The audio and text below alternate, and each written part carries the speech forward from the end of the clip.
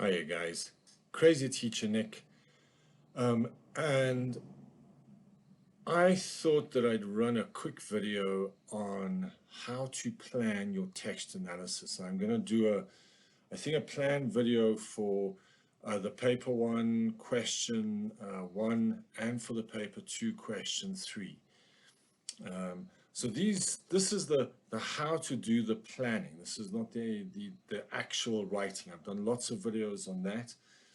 Okay, and the analysis. What I want you guys is to basically focus on is that be prepared, and you'll see where that comes in right at the end. Okay, so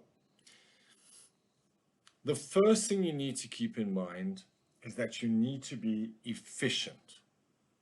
Okay, you don't have much time. You've got about 65 minutes to analyze this piece of text.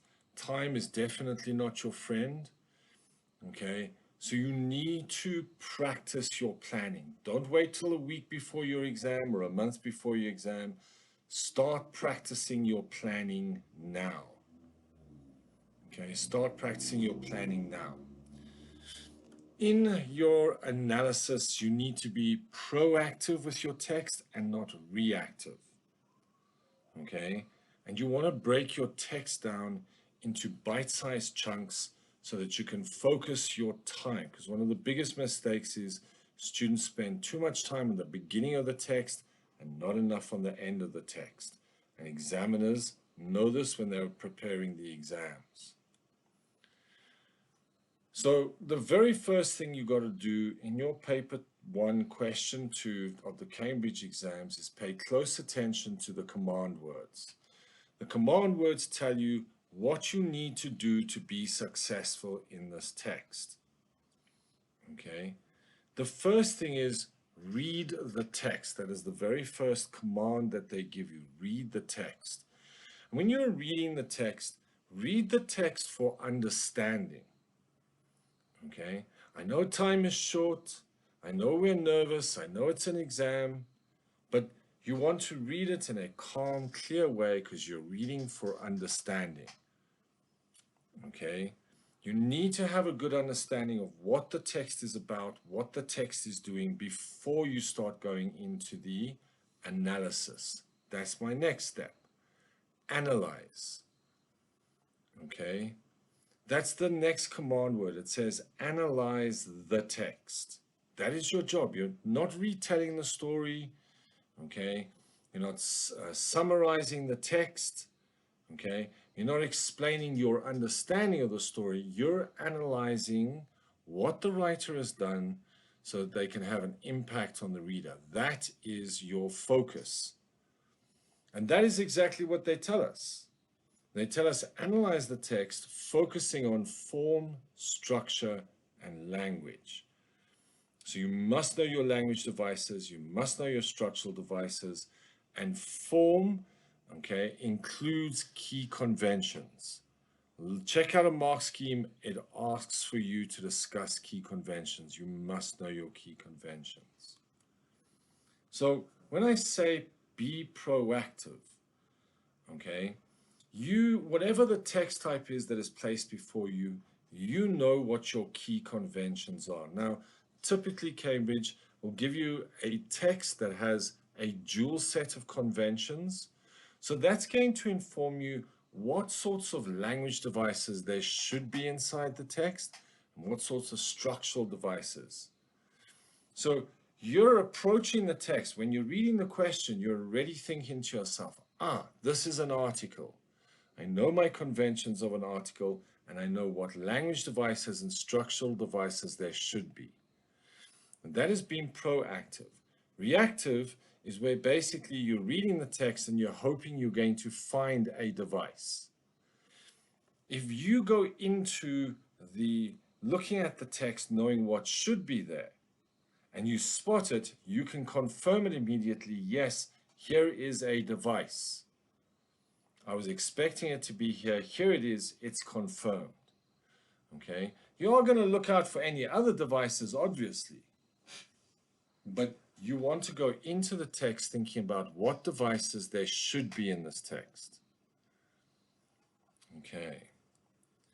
So breaking the text down into bite-sized chunks, what does that mean? Okay. So you read through your question, you read through your text, okay, and you've got to manage your time. So manage your time effectively to ensure that you're analyzing the entire text.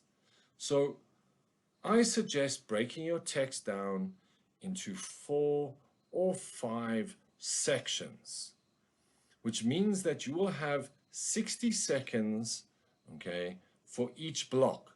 Now, some of the blocks might be a little bit bigger, some of the blocks might be a little bit smaller, and that is okay. But you do not want to spend more than 60 seconds, okay, focusing on that specific block and getting as much of the information out of there as you possibly can. And then you've still got another minute after that to basically go through the text and do all of the other steps that I'm going to discuss next, okay, or following this. So what I wanted to show you is how long 60 seconds is. Okay, so I'm going to read the text, and I'm not going to read it fast. I'm going to take my time. This gives you the opportunity to find those devices within the text. This is one of the sections that I cut out in the previous slide. He asked me to make him some yo-yo biscuits, says Go. I was a bit sheepish because they are so normal in Australia, but he absolutely loved them.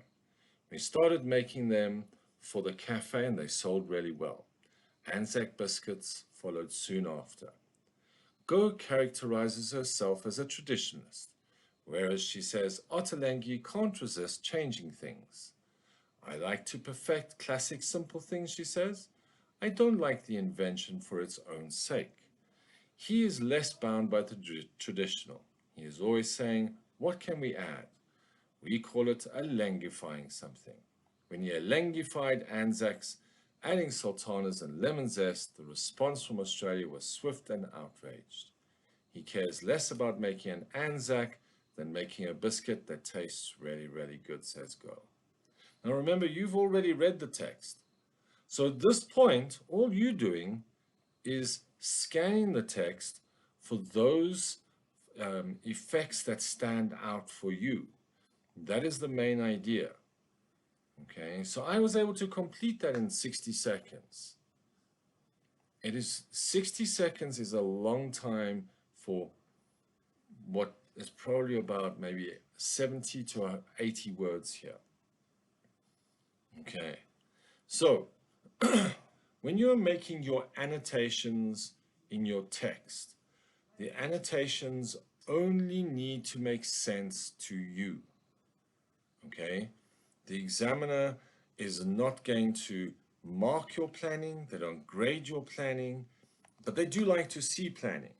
And just don't forget to draw a single line diagonally through your planning if you're doing any actual physical writing planning.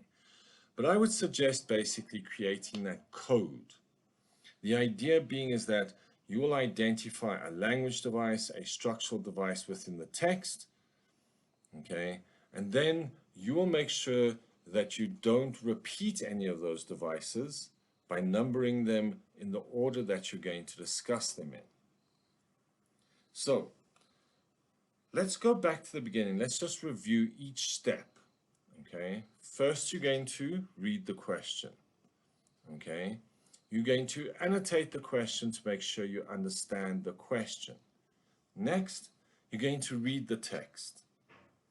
Okay, once you've got and you're reading it for understanding, not for analysis. Then you cut your text into 4 or 5 sections, and you're going to spend about 60 or 70 seconds, and you've got to be strict with yourself. It does take practice. You're going to annotate each section, giving yourself a minute to 70 seconds if you've only got 4 sections. You will then number your language and structural devices. You will see others when you're going backwards and forwards between your text and what you're writing. Mark them, save them, you're going to come back to them. First discuss form, then discuss structure, then discuss language. And then you can go back for any of those other things. Okay, so I'll show you a structure that I think would be very successful that's going to get you those top grades. So once you've done all of your annotating and your planning, okay, you're going to have to write. As I said at the beginning, analyze, don't summarize. Okay, focus on what is the device, what is the effect of the device, and giving that evidence. Using that PEE, your teachers will have taught you all sorts of different acronyms for this, PQE, okay? And if you're unsure, just type anywhere into the YouTube, point evidence, explain, and it'll bring up a million videos for you. In your writing, be direct, be precise, be to the point, okay? The examiner, this is not a piece of creative writing. This is like a formal report. You're identifying devices, showing the evidence, and explaining the effect on the reader or on the overall text. Okay? Do not be vague. Always be clear and precise. So this is kind of the structure of what I would suggest would work in terms of textual analysis. You'll have a paragraph that is an overview in which you might discuss the general context, showing your overall understanding of the text. You may discuss the audience, the purpose, the register, the tone, or some of that. Sometimes the audience is never clear, so then you can't discuss the audience. Okay. Cambridge is notorious for choosing texts that have dual conventions, so know all of your key conventions. There is a video, I'll try and pop it in the top right-hand corner, on all of the different key conventions.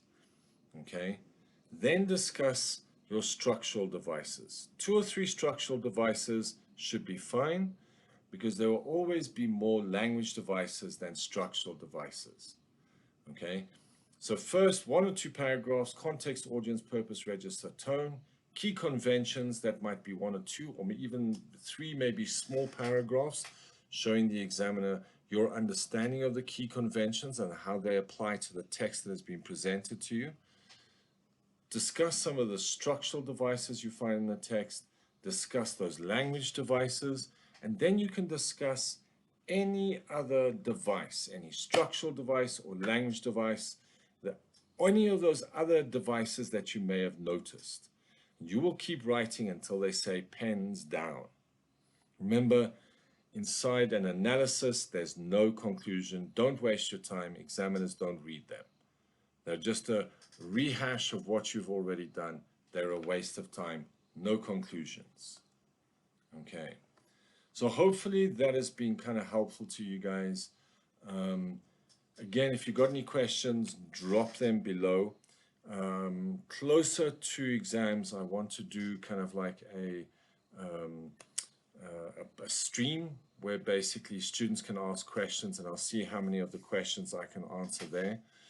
I am recording this just before Christmas, but it'll probably only come out in January or February, okay? Because obviously I've got classes. It's going to be really difficult for me to put these videos together.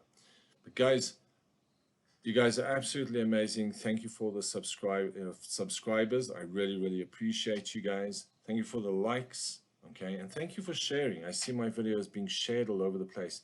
You guys are absolutely, absolutely brilliant. Okay, so big thank you to you guys. Exams are coming closer. Those of you that are writing in the May series, okay? So stay strong, okay? We're here to support you. And just remember, okay, rock on.